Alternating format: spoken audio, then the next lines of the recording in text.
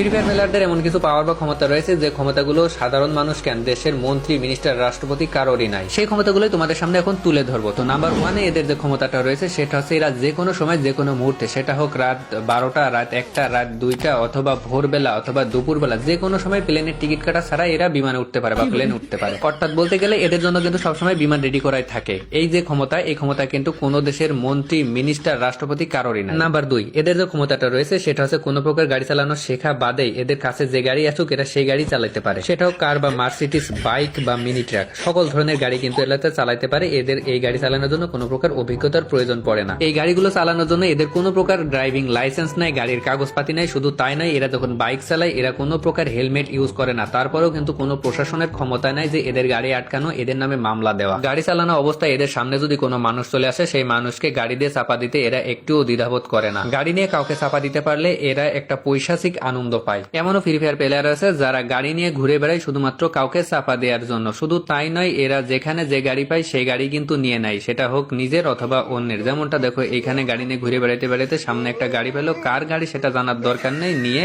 ভাগলো। এখানে যে ড্রাইভার গুলো আছে সবগুলো ড্রাইভারই কিন্তু একরকম, মেন রোড বাদ দিয়ে সাইড রোড দিয়ে যেখান সেখান দিয়ে গাড়ি চালায়। এরা কখনোই মেন রোডে গাড়ি চালায় না, কারণ এরা খুব সাহসী। তাছাড়া প্রশাসনের কোনো ভয় পায় না, গাড়ির কোনো ক্ষয়ক্ষতির ভয় পায় না। এরা যেদিক সেদিক দিয়ে গাড়ি চালায়, যেখানে সেখানে গাড়ি দিয়ে মেরে দেয়। তারপরেও এদের ভিতরে কোনো ভয় নাই। নাম্বার 3, এদের যে ক্ষমতাটা রয়েছে সেটা হচ্ছে এরা প্রকাশ্যে ঘাড়ে অথবা হাতে অস্ত্র নিয়ে ঘোরে, আবার সেই অস্ত্র দিয়ে সামনে যাকে পায় তাকেই কিন্তু মারে। যেমন দেখো, নিচে একটা সাধারণ মানুষ রয়েছে আর এই ব্যক্তিটা উপর থেকে কিভাবে ওই সাধারণ মানুষটাকে মেরে দিল। এদের ভিতরে কোনো মায়া মমতা বলতে কিছুই নেই। এত কিছু করার পরেও যে সরকার এদের বিরুদ্ধে কোনো ব্যবস্থা নেবে, কিন্তু তা করে না। সরকারও এদের দেখে ভয় পায়। আর প্রশাসনের কথা কি বলবো, প্রশাসন এই চোখ বুঝে থাকে সবকিছু দেখার পরেও। সাধারণ যেসব মানুষ আছে তারা কিন্তু মারামারি দেখলে ভয় পায়, কিন্তু ফ্রি ফায়ার প্লেয়াররা কখনোই মারামারি দেখে ভয় পায় না। এরা আরো তাকে থাকে যে কোথায় মারামারি হচ্ছে। যদি মারামারি দেখে তাইলে এরা তার ভিতরে চলে যায়, যাওয়ার পরে ওই যে মারামারি করছে তাদেরকে ধরে মারে। যেমনটা দেখো, উপরে কিছু ব্যক্তি মারামারি করছিল, এই বেচারা বুঝতে পেরে গাড়ি নিয়ে যাচ্ছিল, গাড়ি থেকে নেমে পড়েছে। নামার পরে এর ঘাট থেকে বন্দুকটা হাতে নেয়, নেওয়ার পরে ওই যে মারামারি করতেছে তাদের ধরে মারা শুরু করে।